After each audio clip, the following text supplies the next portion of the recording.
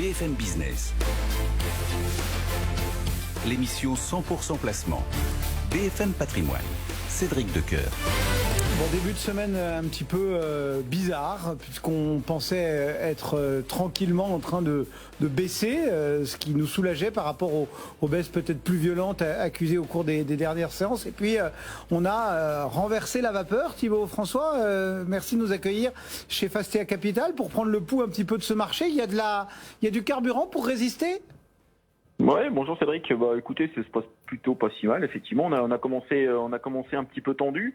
Il faut dire que les chiffres chinois n'étaient vraiment pas bons. On a une production industrielle en mois d'avril qui est en baisse de 2,9% sur la Chine, des ventes de détail qui sont en baisse de 11%. Donc on a commencé avec un CAC 40 qui a été un peu plombé par les valeurs dites de croissance qui sont sensibles au marché asiatique, notamment les valeurs de luxe qui ont souffert. L'Oréal en perd encore 1,3%, mais c'était bien pire tout à l'heure. Et là, on se reprend tranquillement, un petit peu comme le Japon qui a fini de façon positive. Ça se reprend tranquillement. Les valeurs, on va dire plutôt défensives, sont toujours très bien orientées. On a Orange qui gagne 0,7%. On a Carrefour qui est aussi positive en hausse de 0,7%. On sent bien quand même que les gérants en règle générale recherchent un petit peu de régularité et des valeurs défensives. D'ailleurs, en tête du palmarès depuis le début de l'année, on retrouve des valeurs Carrefour qui gagne presque 30%, on va à Orange qui gagne 25%, on a du Sanofi aussi qui gagne 13%, et bien sûr les valeurs qui sont toujours plébiscitées par rapport à la crise ukrainienne qui ne s'arrange pas. On a Thales qui est encore en forte hausse ce matin, qui gagne un peu plus de 2%. On a Total aussi qui est très bien orienté parce que les cours du Brent sont toujours autour de $110 sur les différentes bourses. Donc tout ça fait que le marché se reprend encore ce matin. On a effectivement pas forcément beaucoup de visibilité, mais on a quand même beaucoup baissé ces dernières semaines. Donc on essaye de reprendre un petit peu son souffle, sachant qu'on est aussi porté par des valeurs qui sont plutôt positives, en tout cas des nouvelles qui sont plutôt positives.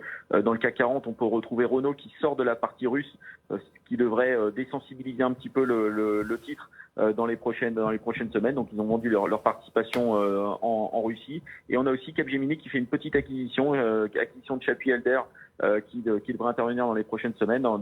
C'est un cabinet stratégique dans le secteur de la finance. Donc tout ça est plutôt positif en tout cas sur le moyen terme. Les entreprises continuent à investir à l'image de Capgemini. Et on se retrouve en territoire positif sur le CAC 40, ce qui est pas si mal par rapport aux chiffres chinois que j'ai annoncés en préambule. Un petit regard aussi sur Casino.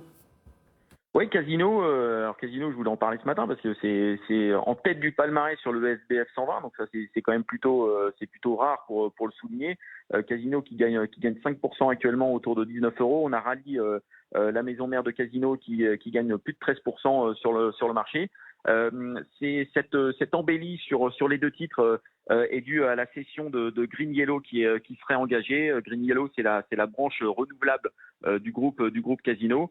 Alors l'objectif bien sûr, ça va être de désentêter le groupe, que ce soit la fille ou la mère dans les prochains mois.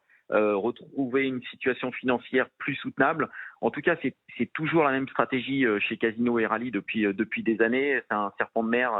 Est-ce que le free cash flow va redevenir positif ou pas? Est-ce que les activités retail en France vont retrouver de l'embellie? Aujourd'hui, la stratégie du groupe depuis de nombreux mois, c'est de sortir certains actifs pour pouvoir rembourser la dette. Ils sont sortis de l'Asie, ils sont sortis de Leader Price, ils sont sortis de Courir. Tout ça se fait au détriment des valeurs, à mon avis, de long terme du groupe.